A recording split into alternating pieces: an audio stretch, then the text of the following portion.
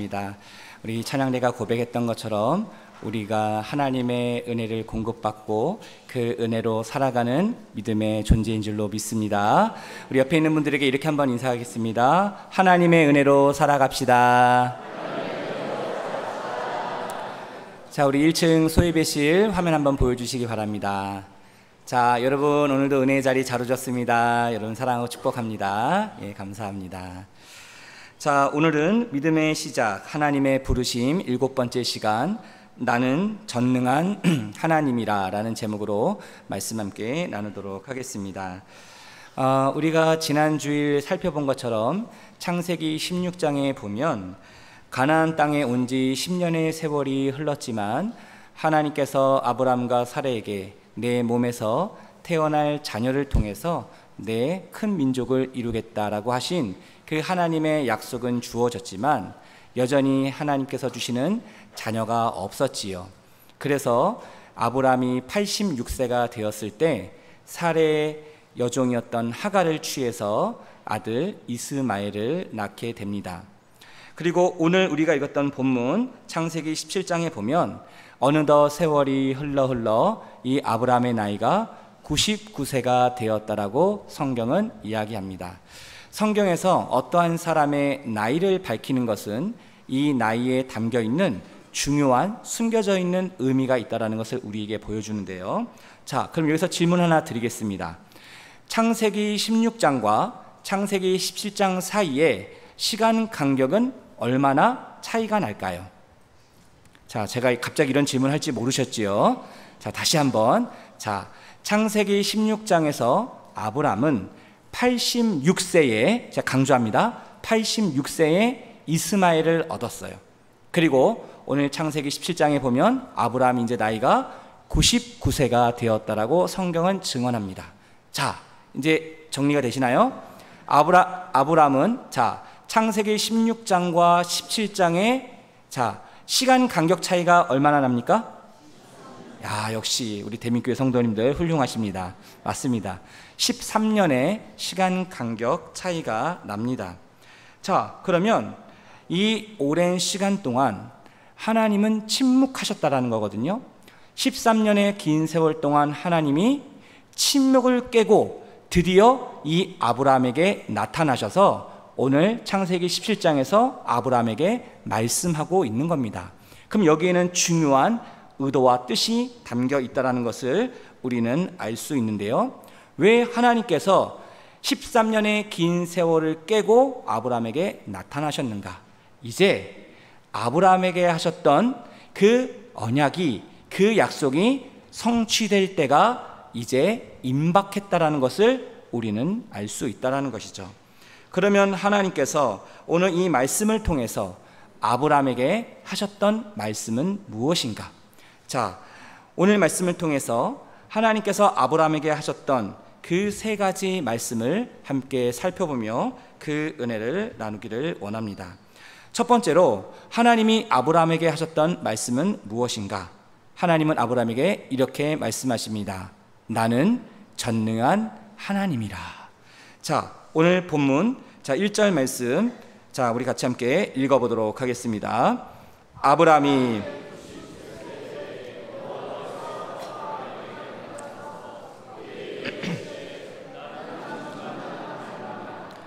너는 내 앞에서 행하여 완전하라. 자, 여러분, 하나님께서 오랜 침묵을 깨고 아브람에게 짠 하고 나타나셔서 가장 먼저 하신 말씀이 무엇이었습니까? 다시 말하면 하나님께서 꾹꾹 눌고 참고 있다가 아브람에게 정말 하고 싶었던 그 말씀이 무엇이었습니까? 나는 전능한 하나님이라는 겁니다. 저를 한번 따라해 주시기 바랍니다. 나는 전능한 하나님이라. 자, 왜 하나님이 아브람에게 하나님의 속성이 많이 있지 않습니까? 사랑의 하나님, 자비의 하나님, 또 치료의 하나님, 여러 하나님을 드러내고 표현할 수 있는 하나님의 속성이 있는데 왜 하나님은 굳이 나는 전능한 하나님이라는 그 사실을 아브람에게 밝히셨던 것일까요? 여기에 중요한 이유가 있다라는 것이죠. 이 말을 바꿔 말하면 지난 13년의 긴 세월 동안 도대체 아브람은 어떠한 삶을 살았기에 하나님이 아브람에게 지금 나타나셔서 나는 전능한 하나님이라고 말씀하고 있는가? 자, 우리가 읽진 않았지만 창세기 17장 16절에 보면 하나님이 아브람에게 나타나셔서 놀라운 이야기를 해주십니다. 충격적인 이야기를 해주십니다. 그 얘기가 무엇이냐면, 아브람아, 네 아내 사레를 통해서 내년 이맘때에 아들을 낳게 될 것이다. 내가 너에게 약속했던 그 약속의 자녀, 그 자녀를 너에게 줄게. 이렇게 이야기를 했습니다. 여러분, 아브람 입장에서 생각해 보십시오. 얼마나 듣고 싶었던 말이었습니까? 꿈에나 그리던 그 하나님이 언제나 주실지 기대하고 고대하고 계속해서 기다렸던 그 말씀, 드디어 하나님이 나에게 이 약속의 자녀를 주시는구나. 이 말씀을 들었을 때 이 아브람 입장에서 보면 얼마나 기쁘고 행복한 순간이었겠습니까?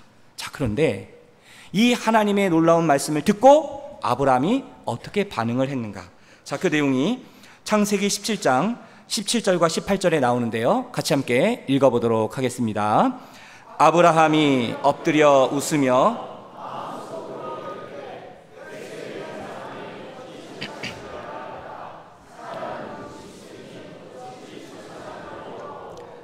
아브라함이 이에 하나님께 아뢰되 이스마엘이나 하나님 앞에 살기를 원하나이다. 아멘. 자, 여기에 보면은 아브람과 사레의 이름이 달라진 것을 우리가 볼 수 있습니다. 아브람은 아브라함으로, 사레는 사라로 그 이름이 바뀌어졌다는 것을 알 수 있죠. 이것을 통해서 알 수 있는 것이 무엇입니까? 이제 하나님께서 아브람과 사레에게 하셨던 그 약속, 아브람아, 내가 너로 큰 민족을 이룰게, 내가 복의 근원이 되게 해줄게, 너를 통해서 나오는 모든 후손들이 번성하게 해줄게. 하나님이 이 가나안 땅에 아브람이 왔었을 때에 하셨던 그 약속, 아브람이 75세 때에 이 가나안 땅에 오지 않았습니까? 그리고 지금 아브람이 몇 살이 된 거예요?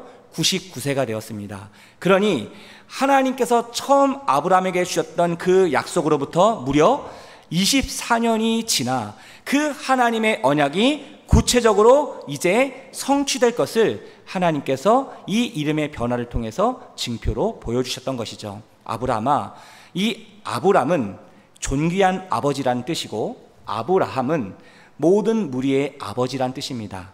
이제 한 존귀한 개인을 넘어 이 아브라함을 통해서 모든 무리의 많은 민족의 아버지로 내가 세우겠다라고 하나님이 약속하시는 것이죠. 그런데 지금 이 하나님의 놀라운 약속의 말씀을 듣고 이 아브람이 어떻게 반응합니까? 17절에 보니까 아브람이 엎드렸습니다. 하나님의 말씀이 임하니까 아브람은 그 하나님 앞에 엎드립니다. 근데 엎드려서 무엇을 했더라고 이야기해요? 웃었다라고 얘기합니다. 웃었습니다. 이게 기쁨의 웃음이었을까요? 아닙니다. 이 하나님의 말씀이 도저히 믿어지지 않아서 그 아브람이 웃은 겁니다. 믿지 못해서 웃은 것이죠. 무엇을 통해서 알 수 있어요? 아브라함이 마음속으로 이렇게 고백을 합니다. 100세가 된 사람이 어찌 자식을 낳을까? 내 아내 사라는 이제 90세니 어찌 출산하리요? 나는 이제 내년이면 100세가 되고 내 아내 사라는 내년에 90세가 되는데 어떻게 우리가 이 자녀를 낳을 수 있겠는가? 이렇게 지금 아브라함이 판단을 하고 하나님이 주신 약속의 말씀을 믿지 못하는 거예요. 비웃은 겁니다. 그러니까 이 아브라함이 속으로 그렇게 고백을 하고 그 하나님 앞에 뭐라고 얘기합니까? 18절에 보면 하나님, 이스마엘, 하나님이 나에게 13년 전에 주셨던 이 이스마엘이나 주님의 축복을 받으며 살아갈 수 있도록 주님 도와주십시오. 이렇게 하나님 앞에 고백하고 있습니다. 지금 우리말 성경에는, 이 개역개정에는 이스마엘이나 하나님 앞에 살기를 원합니다 라고 되어 있지만 현대인의 성경, 쉽게 풀어쓴 그 성경을 보면 이 아브라함의 고백을 이렇게 번역하여 소개하고 있습니다. 제가 그 부분을 읽어드리도록 하겠습니다. 이스마엘이나 주의 축복 가운데서 살았으면 좋겠습니다. 하나님, 무슨 얘기입니까? 내가 이제 내 나이가 100세고 내 아내가 90세인데 이 나이에 무슨 자녀라뇨? 그 예전에 하나님이 그 약속의 자식을 주셨으면, 말씀하셨으면 내가 믿었을 텐데 이제는 더 이상 내가 믿지 못하겠습니다. 대신 13년 전에 하나님이 나에게 주신 이 이스마엘이나 축복해 주시고 이 이스마엘이나 잘 살 수 있도록 보살펴 주십시오. 지금 이렇게 아브라함이 그 하나님 앞에 하소연하고 있는 겁니다. 여기서 우리는 아브라함이 지난 13년 동안 어떠한 삶을 살았는지 미루어 예상해 볼 수 있지요. 여러분, 입장 바꿔 생각해 보십시오. 86세에 얻은 아들입니다. 이스마엘입니다. 비록 그 아내의 그 첩을 통해서, 그 종을 통해서 얻은 서자였지만 그래도 귀한 아들이지 않습니까? 그 아들을 볼 때마다 얼마나 이쁘고 귀엽고 사랑스러웠겠습니까? 지금 이제 아브라함이 99세가 되었던 이 시기에 이스마엘은 몇 살이 된 겁니까? 13살이 된 거예요. 그 이스마엘의 자라온 그 성장 과정을 보면서 눈에 넣어도 아프지 않을 법한 그런 관심과 애정과 사랑을 이 아브라함이 이스마엘에게 보였다는 것이죠. 이 말을 바꿔 말하면 뭡니까? 이제 더 이상 하나님의 언약, 하나님의 약속은 기억하지 못하는 거예요. 잊어버리고 당장 눈앞에 보이는 그 이스마엘에게 자기의 모든 것을 쏟아 부었다라는 것이죠. 이런 상황 속에 하나님께서 아브라함에게 나타나셔서 뭐라고 얘기하시는 거예요? 아브라함아, 나는 누구다? 나는 전능한 하나님이다. 네가 상상조차 할 수 없는, 네가 불가능하다고 생각되는, 이제는 모든 것이 끝이라고 생각하는 그 모든 상황을 나 하나님은 능히 행하실 수 있고 일하실 수 있고 역사하실 수 있는 하나님, 바로 전능하신 하나님이다 라고 아브라함에게 말씀하는 겁니다. 여러분, 지금 하나님께서 아브라함에게 내가 어떠한 자인지를 처음으로 계시하여 나타내 보여주고 있는 부분이 바로 이 말씀입니다. 나는 전능한 하나님이다. 지금까지 하나님은 한 번도 아브라함에게 내가 어떠한 자인지를 드러내 보이지 않으셨다라는 겁니다. 여기서 하나님은 아브라함에게 자신이 어떠한 자인지를 밝히셨다라는 것이죠. 여기서 전능하신 하나님, 이것을 히브리어로 엘 샤다이라고 얘기합니다. 여기서 엘은 하나님이란 뜻이고 샤다이는 전능한, 충분한, 충족한 이란 뜻이에요. 자, 전능하신 하나님은 어떤 분이시라는 겁니까? 모든 것이 충분하신 분이라는 거예요. 부족함이 없는 분이시라는 거예요. 하나님은 모든 것이 충만하신 분이시기 때문에, 그래서 하나님은 모든 것을 온전히 충족시키실 수 있는 분이라는 겁니다. 여러분, 왜 지금까지 이 아브라함과 사레가 하나님의 약속을 기다리지 못하고 인간적인 방법을 사용해서 그 문제를 해결하라고 했습니까? 우리가 지금까지 살펴보았지만 왜 아브라함은 하나님의 약속이 임하지 않자 그 자기 집의 종 엘리에셀을 자기의 양자로 삼으려고 했던 것이죠. 왜 사레는 자기 여종 하갈을 아브라함에게 주었던 것입니까? 왜 오늘 본문에서 아브라함은 하나님이 내년 이맘때에 네 아들, 네 아내를 통해서 아들을 줄 것이다 라고 말씀하셨음에도 불구하고 속으로 비웃고 그 하나님의 말씀을 믿지 못했습니까? 하나님, 이스마엘이나 복을 주시고 잘 살게 해주십시오, 이렇게밖에 말할 수 없었던 그 이유가 무엇입니까? 바로 아브라함과 사레는 하나님이 전능하심을 믿지 못했기 때문이라는 거예요. 그 하나님이 어떤 분이신지를 온전히 알지 못했다라는 겁니다. 그래서 말로는 하나님을 믿는다라고 하면서도 그 하나님의 약속을 기다리지 못하고 인간적인 방법으로 그 모든 문제를 해결하려고 했던 것이죠. 여러분, 이제 13년의 긴 침묵을 깨고 왜 하나님께서 아브라함에게 나타나셔서 나는 전능한 하나님이다 라고 말씀하신 그 이유를 아시겠습니까? 사랑하는 성도 여러분, 엘 샤다이, 전능하신 하나님을 믿으십니까? 그 전능하신 하나님이 불가능을 가능케 하시고 불리한 모든 상황을 역전시키시고 승리하게 하시는 그 전능하신 하나님이심을 여러분 믿으십니까? 우리가 그 하나님을 믿어야 돼요. 전능하신 하나님이, 내가 믿고 고백하는 하나님을 우리가 믿고 고백할 때 내 힘으로는 불가능하다고 생각되고 이제 모든 것이 끝이라고 생각되는 우리의 인생의 낙심과 그 절망의 자리에서 그 하나님이 나를 구원해 주시고 나를 건져 주시고 나로 하여금 다시금 이 믿음의 길을 걸어갈 수 있도록 끊임없이 격려하시고 힘을 주시고 능력을 주시는 분이 바로 나의 하나님 엘샤다이, 전능하신 하나님을 믿을 수 있게 되기를 간절히 소망합니다. 이런 의미에서 우리 옆에 있는 분들에게 이렇게 한번 축복했으면 좋겠습니다. 하나님은 전능하신 분입니다. 여러분 생각해 보십시오. 모든 것을 다 하실 수 있는 분, 전 세계 60억 모든 인구를 먹이시고 입히시고 살피시고 돌보시고 그들의 모든 인생의 삶을 주관하고 계시는, 모든 인류의 역사의 주관자 되시는 만왕의 왕이 되신 그 하나님이 저와 여러분들의 하나님이 되어주신다는 겁니다. 그 하나님이 지금도 저와 여러분들과 함께하고 계시다는 겁니다. 그렇게 생각하면 우리가 얼마나 힘이 되고 위로가 돼요? 그죠? 나와 함께 하시는 분이 어떤 분이시라는 거예요? 엘샤다이, 전능하신 하나님이라는 그 사실을 우리가 잊지 않기를 바랍니다. 자, 이제 두 번째로 하나님은 아브라함에게 무엇을 말씀하고 계십니까? 하나님은 아브라함에게 이렇게 말씀하셨습니다. 너는 내 앞에서 행하여 완전하라. 저를 한번 따라해 주시기 바랍니다. 너는 내 앞에서 행하여 완전하라. 자, 우리가 아까 1절 말씀 읽었지만 자, 우리 1절 하반절 말씀을 다시 함께 읽어보도록 하겠습니다. 나는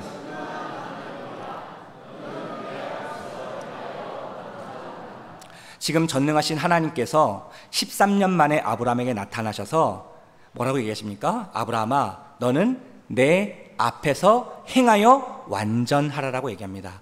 여기서 완전하라라는 이 히브리어는 타밈이라는 단어가 쓰이는데요, 이 타밈은 어떤 뜻이냐면 흠없는 완전한 제물을 말합니다. 여러분, 구약시대에 이스라엘 백성들이 하나님 앞에 제사할 때 그 제물로 어떠한 짐승을 가지고 왔습니까? 흠 없는, 결점이 없는 완벽한 그 소나 양이나 염소를 가지고 와서 그것을 하나님의 제단 앞에 바쳤지요.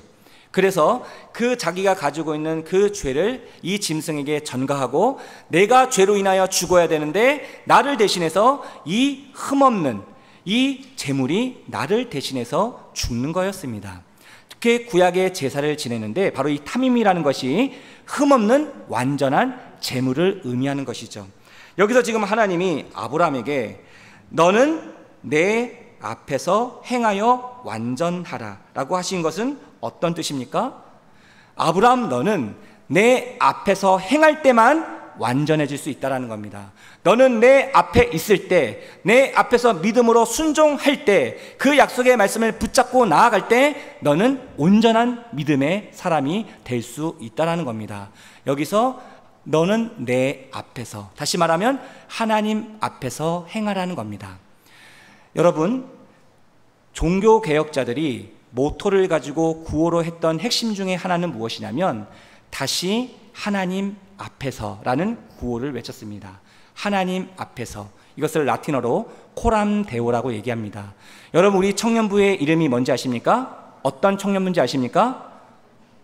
아무도 모르시나요? 코람 데오 청년부입니다. 코람 데오 청년부. 이것이 무슨 뜻입니까?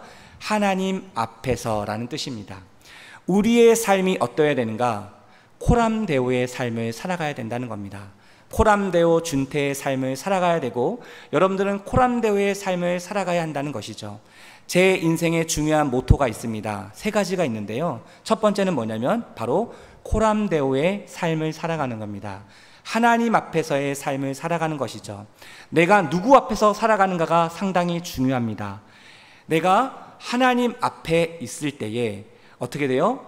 우리의 모습은 더욱더 진실하게 성실하게 살아갈 수밖에 없다라는 것이죠. 왜 그렇습니까? 내 앞에 누가 계시기 때문에? 하나님이 계시기 때문에 그렇다라는 것이죠.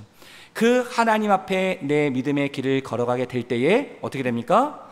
내 뒤에서 나를 이끄시고 도우시고 함께 하시는 그 전능하신 하나님이 계시다라는 거예요.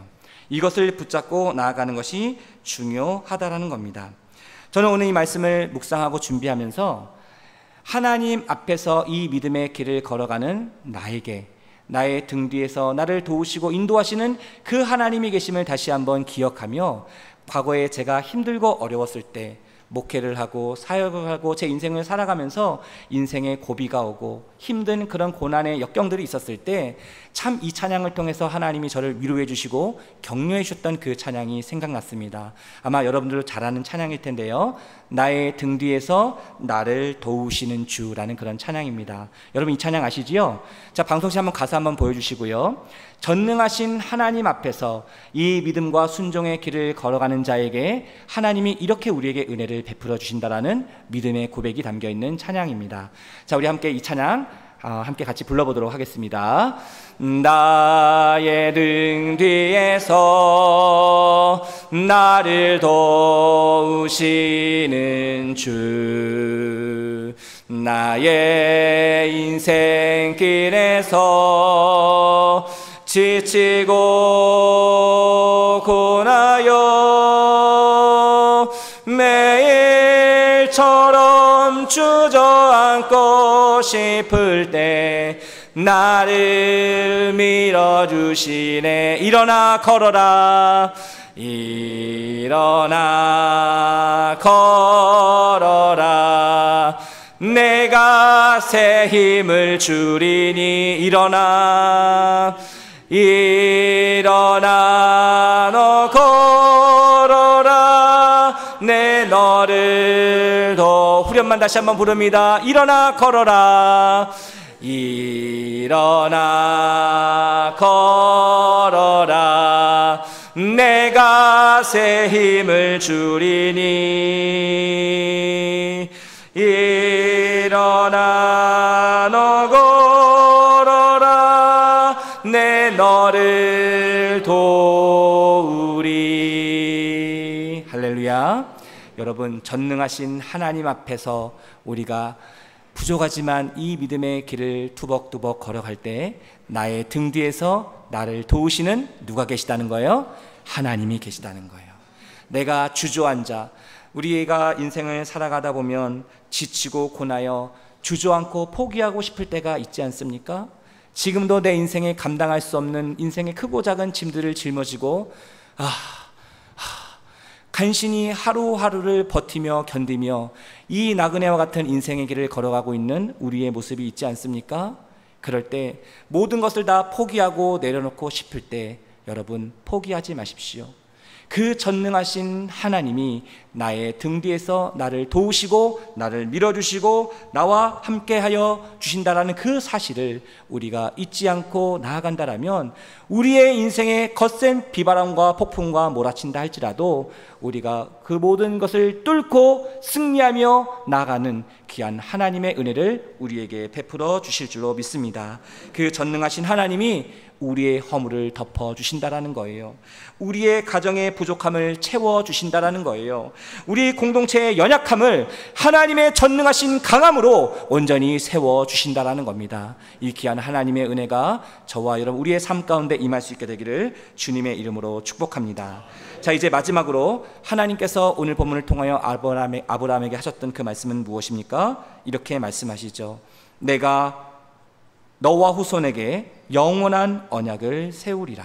저를 따라해 주시기 바랍니다. 너와 후손에게 영원한 언약을 세우리라.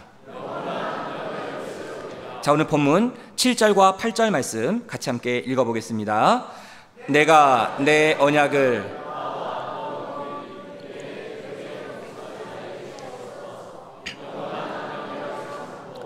너와 내 후손의 하나님이 되리라.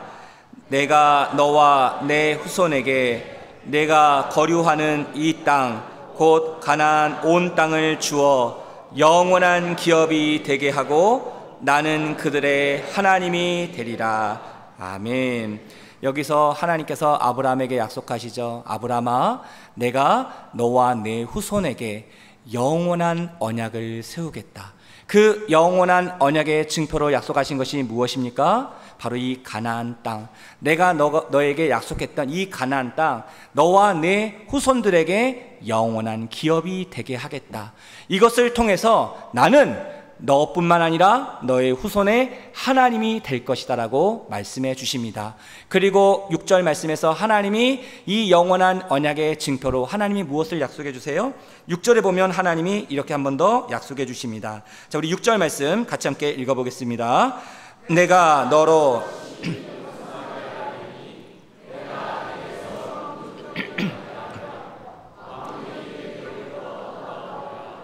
아멘. 하나님이 아브라함에게 약속해 주십니다.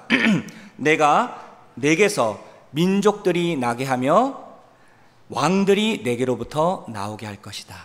이 하나님의 약속의 말씀처럼 여러분, 아브라함의 족보를 통해서, 아브라함의 후손을 통해서 이 땅에 누가 오십니까? 물론 다윗과 같은 수많은 훌륭한 이스라엘 왕들이 나오지만 만왕의 왕이신 예수 그리스도께서 바로 이 아브라함의 후손을 통해서, 이 족보를 통해서 하나님이 약속하신 그 언약대로 이 땅에 오시게 되었지요. 여기서 이 말씀을 제가 묵상하는데 가슴이 뜨거워지는 겁니다. 하나님, 그렇지요. 우리가 전능하신 하나님 앞에서 이 믿음의 길을 걸어갈 때 나의 등 뒤에서 나를 도우시는 그 하나님이 우리와 함께 하시며 하나님이 허락하신 이 약속을 붙잡고 우리가 나아가면 하나님이 우리뿐만 아니라, 우리 세대뿐만 아니라, 내가 살아가고 있는 이 시대뿐만 아니라 이 믿음의 유업을 기업으로 잇는 내 자녀들, 우리의 후손들에게도 하나님이 되어주시겠다라고 약속해 주시는 겁니다. 나의 하나님이 내 아들과 딸의 하나님이 되어주시고 그 손자의 하나님이 되어주시고 그 후손들의 하나님이 되어주시겠다라고 하나님이 약속하고 있는 겁니다. 바라기는 우리가 믿고 고백하는 그 하나님이 우리의 자녀들과 우리의 후손들이 하나님이 될 수 있게 되기를 간절히 소망합니다. 그래서 아브라함의 하나님이 이삭의 하나님이 되고 야곱의 하나님이 되고 이스라엘의 하나님이 됨으로 말미암아 그 이스라엘 땅에 놀라운 하나님의 은혜와 축복이 임했던 것처럼 오늘 이 시대에 그 전능하신 하나님을 우리가 온전히 믿고 신뢰하며 이 믿음의 길을 걸어가 하나님이 우리에게 약속하신 그 약속을 붙잡고 믿음으로 나아가는 우리를 통해서 이 우리의 후손들이 복을 받고 이 나라를, 하나님의 나라를 믿음으로 이끌어가는 수많은 훌륭한 하나님의 믿음의 사람들이 우리의 후손들을 통해서 아름답게 배출되고 일어날 수 있는 이 귀한 축복이 임할 수 있게 되기를 간절히 소망합니다. 이런 의미에서 우리 옆에 있는 분들에게 이렇게 한번 축복했으면 좋겠습니다. 전능하신 하나님의 약속을 붙잡읍시다. 기도하겠습니다. 하나님 아버지, 감사합니다.